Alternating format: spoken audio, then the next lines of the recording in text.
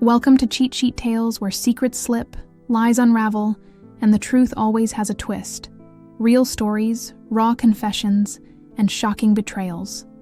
Drop a comment if you've ever caught a red flag too late. Now let's get into today's tale.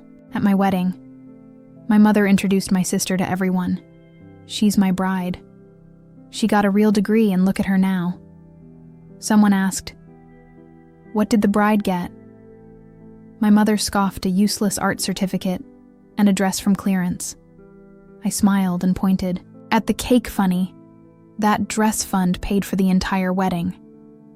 The cake was decorated with bank transfer receipts. When Caleb and I were sitting in the little dressing room before the ceremony, I was nervous, but not about marrying him. I was nervous about her. Caleb squeezed my hand and whispered, "Whatever happens, it's your day, not theirs." I nodded. "I just don't want her to ruin it," I said, trying to laugh it off, but my chest felt heavy. He looked me in the eyes. "Even if she tries, you'll still win today." I didn't realize at the time just how right he would be. My name's Elena, and I'm 29 years old. I grew up in Bellwood, Vermont, a small town where reputations are currency, and where everyone clings to old ideas of what success looks like. In Bellwood, a real degree and a real job mattered more than kindness, passion, or actual happiness. My mother, Marianne, ruled our house like a queen, one who had very clear favorites. My older sister, Sabrina, was the golden child. From the moment she took her first breath, she was everything my mother had ever dreamed of. Smart, polished, ambitious, she got a degree in finance from Boston University, landed a prestigious consulting job, and bought herself a shiny condo with a skyline view. I was disappointed the second daughter who didn't chase big city dreams, who went to a tiny liberal arts college to study fine arts, who worked 2 jobs after graduation to make rent, who painted and sculpted and dreamed small, quiet dreams. My mother never hid her feelings about me. She didn't need to. Every holiday, every family dinner, every gathering, Sabrina was the shining star. I was the after. Thought a polite smile, a quick strained, "Oh yes, Elena is doing something with art, it hurts." But after 2 decades of being treated like the family's participation trophy, you learn to numb yourself mostly. When I met Caleb, it was like someone finally saw me, all of me. He wasn't flashy, he didn't have a corner office or a 6-figure salary. He worked in construction, project management, wore steel-toed boots, and had rough hands from building things. That actually mattered. He loved my art. Not because it was perfect, but because it was mine. Because it came from something real inside me. After 2 years of dating, we got engaged. Caleb proposed on a hiking trail in the Adirondacks, kneeling in a patch of wildflowers. It wasn't staged for Instagram. It wasn't extravagant. It was perfect, but telling my mother that was a different story. When I called her, the excitement still buzzing in my chest, she barely let me finish my sentence. "Well, I guess Sabrina can help. You planned something tasteful," she said dryly. "You'll need it." The words sank like stones. There was no congratulations. No, "I'm so happy for you." Just a reminder, even on one of the happiest days of my life, that I was still in her eyes. Second best. Despite that I tried to include her in the planning, I thought maybe foolishly that having her involved would soften things. I thought maybe finally she'd look at me and be proud. Instead, it turned into a slow-motion disaster. Every decision was criticized. The venue not elegant enough, the menu too basic, the flowers cheap-looking, and the dress. God, the dress. I found it at a little boutique that was going out of business. It was simple, ivory lace, a flowing train, delicate sleeves. It wasn't designer, it wasn't thousands of dollars, but when I put it on, I felt beautiful. Not because it was expensive, but because it felt like me. When I showed my mother a picture, she actually laughed. "A clearance dress," she said, smirking. "Fitting, I suppose." I wanted to scream, but I didn't. Instead, I smiled and nodded, and I made a decision right then and there. Caleb and I would pay for the wedding ourselves. Every last penny we opened a secret savings account, every extra dollar from my side gigs. From Caleb's overtime shifts from selling old paintings online, went into that account. It wasn't easy. We sacrificed vacations, new clothes, fancy date nights. But when the big day came, we were ready the morning of the wedding. I could feel the tension, in the air like static, before a thunderstorm. At the end, my mother was already holding court, standing at the entrance like the queen. She thought she was introducing Sabrina to every arriving guest. "This is my Sabrina," she beamed, clinging to people's arms. "My pride, my joy, a real degree, a real job, look at her." Every word was a dagger, and she twisted them with such casual cruelty. At one point, an old family friend, Mrs. Canfield, asked, "And what about Elena?" I was just stepping out of the dressing room, bouquet in hand, when I heard my mother's voice, loud, sharp, unmistakably cruel. "Oh, her." She scoffed a useless art certificate and a clearance dress. Laughter rippled around her. I froze, my throat burned. I gripped the bouquet so tightly the stems dug into my palms, then slowly I smiled. Because today wasn't just about surviving her. It was about showing her and everyone else that I didn't need her approval to have worth. I walked calmly to the reception hall in the center, standing proud on the table was our cake, 3 tiers of pristine white fondant, and all around it, instead of sugar flowers or gold leaf decorations, there were printed copies of every bank transfer receipt from our secret savings account proof layer, by layer that Caleb and I had built this day with our own hands, our own sacrifices, our own love later when it was time for the speeches. I took the microphone. "Thank you all for coming," I said, my voice steady, despite the shaking in my hands, and a special thanks to my family for teaching me that sometimes the best way to build a life is without their approval. I smiled wider, glancing meaningfully at the cake, and for those wondering, yes, the clearance dress fund paid for this entire wedding. Every bite you're eating, every glass you're drinking, every flower you're admiring came from us. The room went dead silent. My mother's face was drained of color. Sabrina shifted awkwardly. Even Caleb's usually stoic father blinked in surprise. But I wasn't embarrassed. For the first time in my life, I felt free. Caleb wrapped an arm around my waist and whispered in my ear, "You just blew them all away." And I had, the rest of the night, felt like living in 2 different worlds, in one. There was laughter, clinking glasses, and people who genuinely loved Caleb and me. Our friends from Syracuse, a few old art school classmates, even some of Caleb's rough, around the edges, co-workers who danced like nobody was watching in the other world, the world that buzzed just beneath the surface. There were tight smiles, whispers behind napkins, and the heavy presence of my mother, sitting stiff-backed at the corner, table arms crossed, seething. Sabrina stuck close to her, most of the night trying to play mediator. But it was no use. You can't mediate pride. I caught glances from other family members too, aunts and uncles I barely spoke to, some pitying, some disapproving, as if I had just aired our family's dirty laundry in front of polite company. But I didn't care. For once, I wasn't the one shrinking myself to fit into the space they made for me. I'd built my own space, and it was full of people who actually wanted me there later after the dancing had died down and people were starting to leave. I slipped outside to catch my breath. The air was cool and smelled of damp earth and distant pine trees. The fairy lights strung across the patio cast a soft golden glow.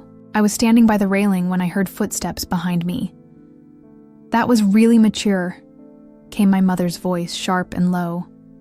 I turned slowly, facing her. She was still in her stiff lavender dress, hair pinned into its usual perfect twist, but there was a crack in the facade, now something raw and ugly simmering underneath. "I wasn't trying to be immature," I said simply. "I was being honest." She scoffed, stepping closer. "You humiliated me. You embarrassed this family there." It was me, embarrassing her, not the years of condescension. Not the passive-aggressive comments at every life event, not the public shaming at my own wedding. No, it was me standing up for myself that embarrassed her. I crossed my arms loosely. I told the truth. That's more than you ever. She shook her head, lips pressed tight for a moment. I thought she might actually apologize. I thought maybe she would say she was proud of me. Even just a little instead. She straightened her back and said, "You'll regret this family is all. You have." Then she turned sharply and walked back inside. I stayed outside, letting the cool night air wrap around me. Family is all you have. The words echoed, but they didn't feel true anymore. I had Caleb, I had friends, I had myself. And sometimes that was more family than blood ever gave me inside. The cleanup had started. People were hugging, saying goodbye, packing up leftover cupcakes and centerpieces. Caleb caught my eye across the room, gave me a little nod, and started making his way toward me. He smiled, a real smile. Not the polite mask I wore for so much of my life. Sabrina intercepted him halfway. I watched them exchange a few tense words before she finally walked over to me, herself still holding her heels in one hand. She looked tired. Her perfect makeup was starting to smudge. "Elena," she started, then trailed off, glancing over her shoulder to make sure our mother wasn't lurking nearby. "I didn't know she was going to say all that," she said. Finally, I swear I believed her. Mostly Sabrina lived in a different world. A world where you stayed in your lane, where you didn't challenge the script written for you. I didn't think she had ever really questioned it until tonight. "It's fine," I said quietly, and it was in a sad, freeing kind of way. I just... Sabrina twisted her heel in her hands. "You didn't have to, make a scene." I tilted my head. "I didn't make a scene." "Sabrina, I told the truth." She opened her mouth to argue, but Caleb appeared at my side, slipping his hand into mine, and she seemed to think better of it. She just nodded, biting her lip, and walked away. Caleb kissed my temple. "You okay?" I leaned into him. Better than I'd been in a long time. We spent there, most of the night, gathering up the little things, leftover favors, empty wine, bottles, guest books full of messy, love-filled signatures my mother left without saying goodbye. I didn't expect anything different. The ride back to the bed and breakfast we were staying at was silent, but not heavy. Just the kind of silence that settles in when you know something huge has shifted, and you're too exhausted to pick apart the pieces just yet. Later, lying in bed with Caleb's arm draped across me, I stared up at the wooden beams of the ceiling, thinking about how families can be prisons, about how loyalty can be weaponized, about how sometimes the people who are supposed to love you unconditionally, I simply don't know how. I thought about the little girl who used to sit in her bedroom painting late into the night, praying her mother would one day come in and say, "I'm proud of you." And I thought about how that little girl had grown up and built a life where she didn't need that anymore. I closed my eyes, feeling something I hadn't felt in a long, long time. Peace the morning after the wedding. I woke up to dozens of messages. Some were from friends. Funny selfies, warm congratulations, inside jokes about the cake receipts. Others were from family. A few aunts sent uncomfortable texts. "Lovely wedding, but maybe next time, keep personal issues private." Your mother was. Very upset. Family matters are for family, not for everyone to see. As if speaking. The truth was more shameful than years of being belittled. I didn't respond. I just turned the phone, face down on the nightstand, and tucked myself deeper under the covers. Caleb stood beside me, half awake, phone blowing up. He mumbled, "Yeah," I said, voice flat. He reached out, gently pulling me close. "Ignore it. We're married now. It's just us." And it was for the first time. It really was just us. We spent that day in a blissful haze, eating leftover cupcakes for breakfast, driving through the back roads of Vermont, with the windows down, stopping by a little lake where we kicked off our shoes and waded, and up to our ankles. It was simple. It was perfect. It was ours. But real life has a way of sneaking back in when we returned home to Syracuse. There was a letter waiting in our mailbox. No return address. Just my name and my mother's tidy handwriting. Caleb hovered behind me as I tore it open. Inside was a 2-page letter written on heavy cream stationery. The first paragraph was exactly what I expected. Disappointment, anger, thinly veiled insults about my public display of disrespect. But it was the second page that hit harder. A list of everything she claimed to have done for me over the years. Paid for your orthodontics when you were 13. Bought you, your first car, a battered second-hand Toyota. I had to pay half for let you live at home after college for 6 months. Under strict curfews and constant criticisms gave you a start in life. And this is how you repay me. No mention of love. No mention of pride. Just transactions. Debts, grievances. I folded the letter neatly and placed it back in the envelope. Caleb watched me carefully. What do you want to do? I shook my head slowly. Nothing. There's nothing left to say. But deep inside, the old wounds throbbed, even when you know better. Even when you know someone's love is always conditional. Some part of you still aches for it. A few. Days later, Sabrina called. I almost didn't answer. I stood there staring at the screen thumb hovering over the decline button before finally giving in. Hey, I said, trying to sound neutral. Hi. She breathed out as if relieved I picked up. There was a long pause before. She continued. I wanted to check in. Mom's really upset. She's saying she doesn't know if she'll ever be able to forgive you. I closed, my eyes pinching the bridge of my nose. Sabrina. I didn't ask for forgiveness. I know, she said quickly. It's complicated. She feels like you made her look bad. She made herself look bad. I say it quietly. Another silence. Finally, Sabrina said, I don't know what you want me to do. The sad part was, I didn't know either part of me wanted her to take my side completely, to draw a line in the sand. But another part of me knew that wasn't Sabrina. It never had been. She existed in the middle, the safe neutral ground where she didn't have to pick a side. I don't want anything from you, I said, my voice steady. I just want you to know I'm done. Pretending everything's fine when it's not. There was a long, heavy pause. I miss you, she said finally, her voice cracking just a little. I miss the way things used to be when we were kids.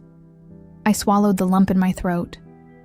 I miss that too, I said, but I don't miss being invisible. She sniffed softly on the other end. I guess I'll see you around. Yeah, I said. Maybe we hung up.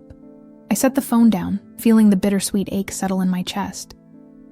The next few weeks were a blur. Work picked up. I had new commissions coming in, and the little studio I rented downtown was buzzing with life. Caleb started taking night classes for a professional certification, something he had always talked about but never had. Time for before, our home felt lighter, somehow brighter, like shedding the weight of old expectations made space for something better. Still there were small, sharp reminders. A family friend unfriended me on Facebook. An old teacher from Bellwood.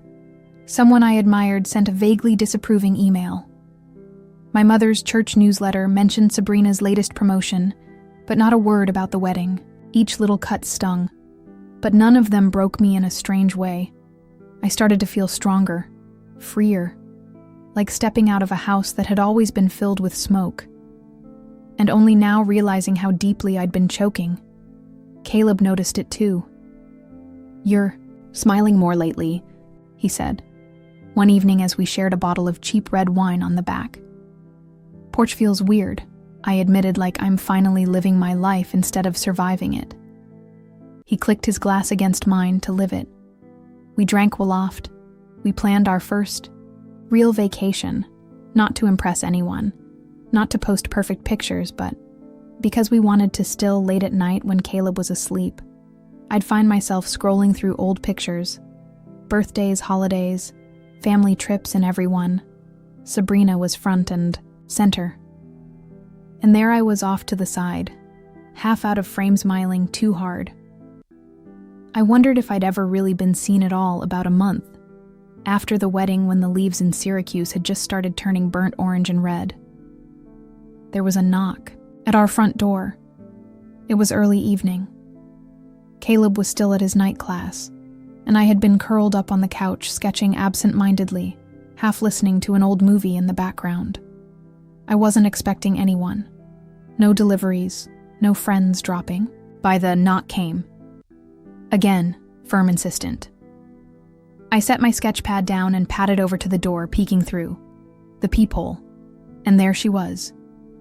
My mother standing on my front porch, arms crossed tightly over her chest, wearing a dark coat like she was preparing for battle. I hesitated. Every instinct screamed at me to turn around, pretending I wasn't home, but something, maybe stubbornness, maybe a lifetime of unfinished conversations, made me open the door. "Hi," I said, flatly blocking the doorway. She didn't smile, didn't greet me. She just swept past me into the house, as if she still had that right.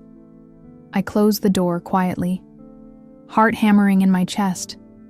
She stood in the middle of our small living room, looking around like she was inspecting something she hadn't ordered. "It's quaint," she said, finally pursing her lips. I said nothing. After a moment, she turned to face me fully. Her expression was unreadable, a strange mix of pride, disdain, and something else I couldn't quite name. "I didn't come here to fight," she said. I crossed my arms. "Then why did you come?" She exhaled sharply, as if she were the one suffering. "I came because," she paused. Struggling, that was rare. "I wanted to understand why you're so determined to ruin everything we built." I blinked, stunned. We built it as if my life was a structure she had designed, and I had gone and knocked down the walls. "I didn't ruin anything," I said, keeping my voice. "Even I just stopped pretending you humiliated me," she said again. Quieter this time. "You made me look like a bad mother." I bit back a bitter laugh. "You cared more about what your friends thought than about how you made me feel." She flinched, a small, involuntary twitch of the mouth. "You had everything you needed," she snapped. "You had a roof, food, clothes, and education. Do you think love is enough? Do you think the real world cares about your feelings?" I stared at her. This woman who saw parenting as a checklist, not a relationship, I would have traded all of that, I said softly, for one day of feeling like I was enough for you. Silence settled between us. Heavy, final for a moment. She looked older than I remembered, smaller somehow.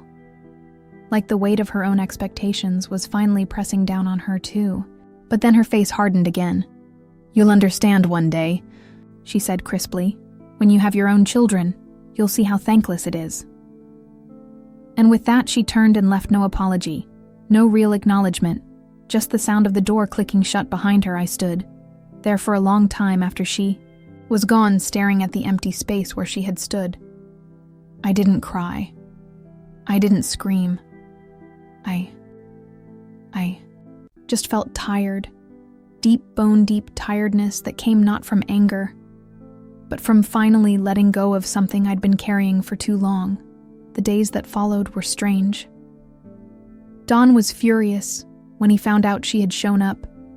"I should have been here," he said, pacing the kitchen.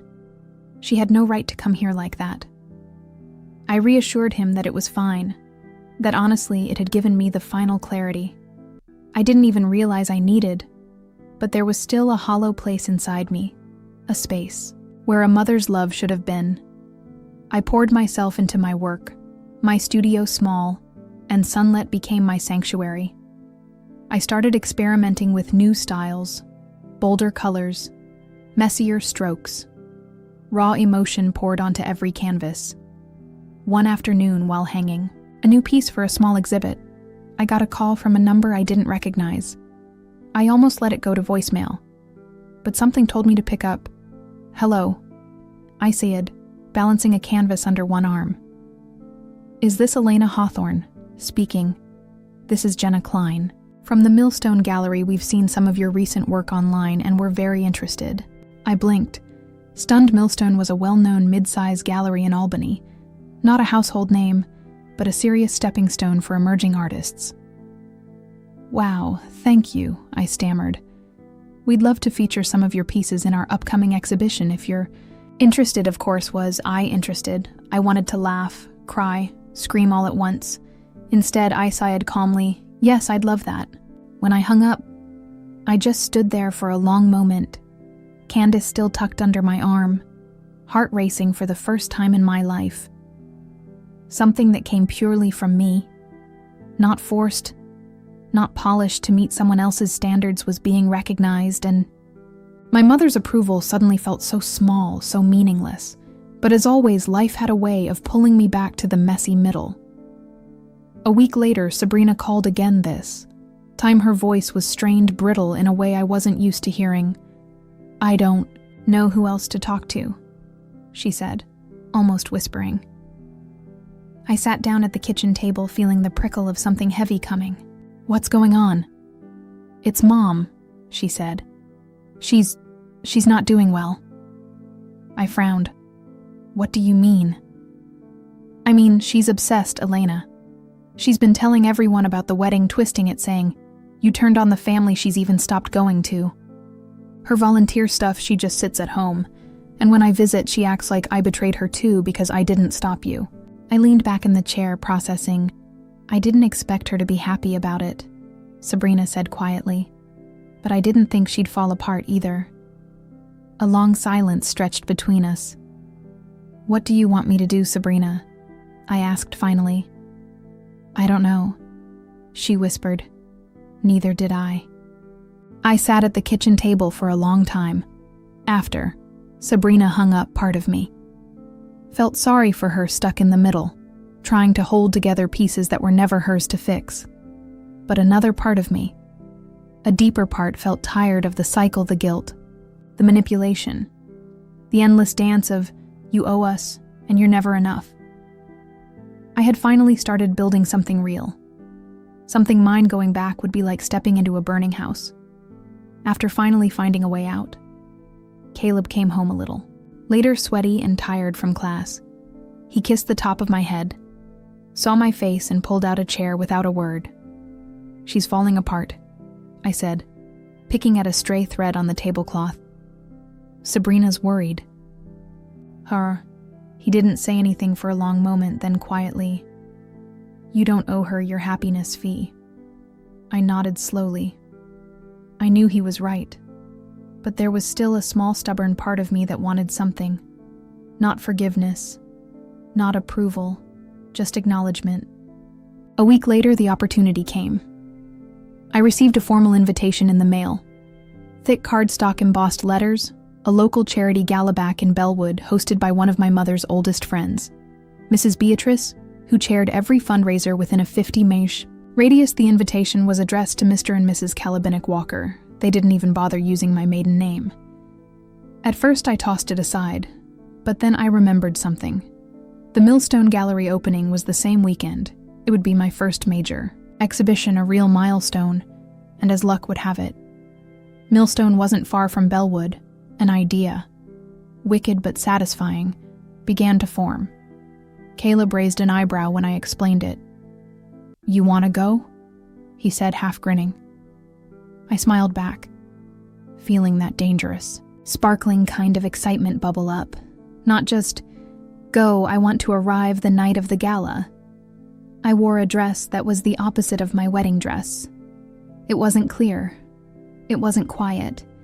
It was a deep emerald green silk with a slit up the side and a neckline that said, "I know exactly who I am, and I'm not apologizing for it." Caleb looked devastatingly good in his black suit.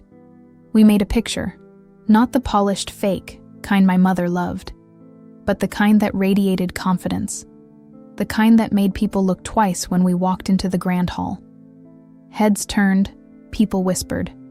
I spotted my mother, almost immediately perched at a table near the front, flanked by her friends. She froze when she saw me. I held my head high and smiled, not a cruel smile, but a serene, unstoppable one. Sabrina was there too, looking exhausted.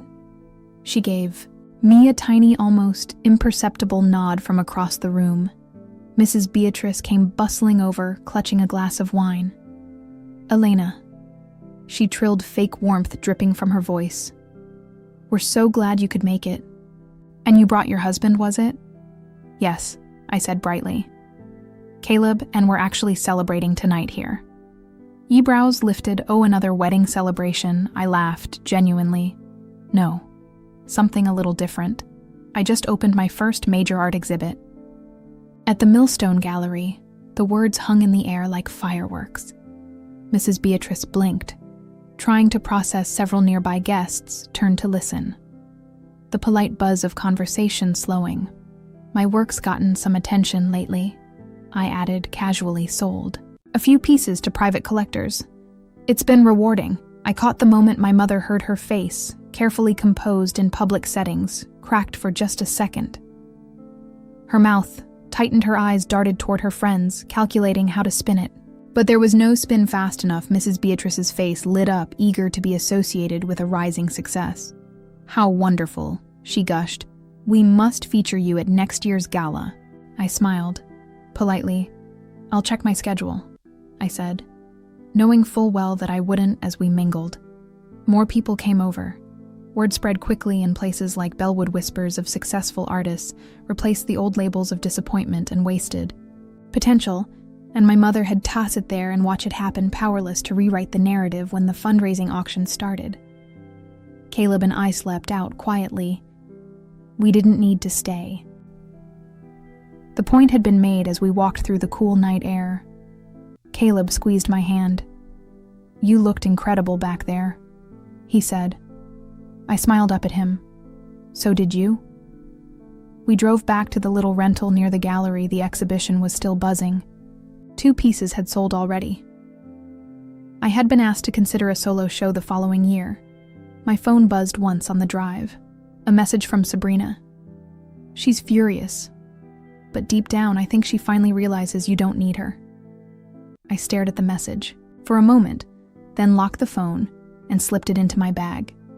Because that was the truth, wasn't it? I didn't need her validation. I didn't need her approval. I had built something better, something real, and the most satisfying revenge of all wasn't a confrontation. It wasn't cruelty. It wasn't shouting her down in front of her friends. It was living well, loving harder, creating a life so full, so beautiful, so undeniably mine, that there was no room left for her poison to reach me. I had won quietly, completely, and she knew it.